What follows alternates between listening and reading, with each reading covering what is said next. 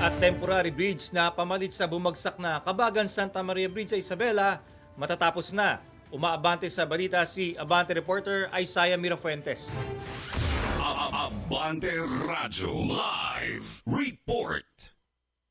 Paulo, kasalukuyan ng 89% ng tapos ang pansamantalang tulay na itinatayo pamalit na sa bumagsak na Kabagan Santa Maria Bridge sa probinsya ng Isabela.